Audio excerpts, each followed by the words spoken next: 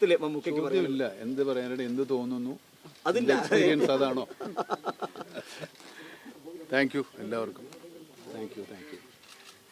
എൻ്റെ കൂടെ പുരസ്കാരങ്ങൾ നേടിയ എല്ലാവർക്കും, ഇപ്പം എൻ്റെ കോ ആക്ടേഴ്സ് അല്ലെങ്കിൽ ആസിഫിനും ടോവിനോയ്ക്കും കൺഗ്രാജുലേഷൻ. ഷംല ഹംസയ്ക്ക്, പിന്നെ നമ്മുടെ സിദ്ധാർത്ഥ് ഭരതൻ, പിന്നെ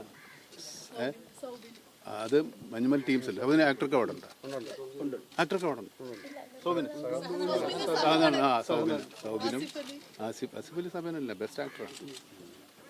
സൗബിനും എല്ലാവർക്കും, പിന്നെ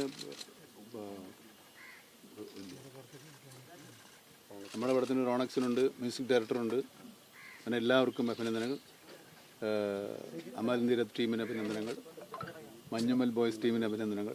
എല്ലാവർക്കും അവാർഡ് കിട്ടിയവർക്ക് എല്ലാവർക്കും അഭിനന്ദനങ്ങൾ, കിട്ടാത്തവർ അടുത്ത പ്രാവശ്യം കിട്ടും.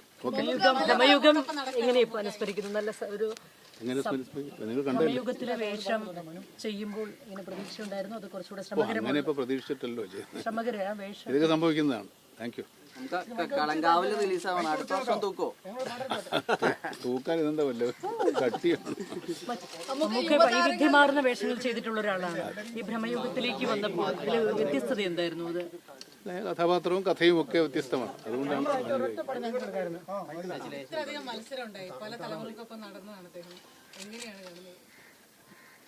ഇതൊരു യാത്രയല്ലേ, കൂടെ നടക്കാൻ ഒത്തിരി പേരുണ്ടാവില്ലേ, അവരും നമ്മളൊപ്പം കൂട്ടിയ പോലെ എന്ന് വിചാരിച്ചാൽ മതി. ഇതൊരു മത്സരം എന്ന് പറയാൻ പറ്റില്ല അല്ലേ, നമ്മൾ ഓട്ട മത്സരമൊന്നും അല്ലല്ലോ.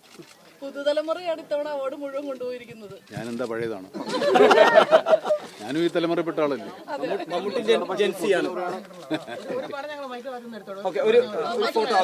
ബൈക്ക് എന്റെ അല്ലേ, ഇവരുടെ. അയ്യോ, താങ്ക് യു.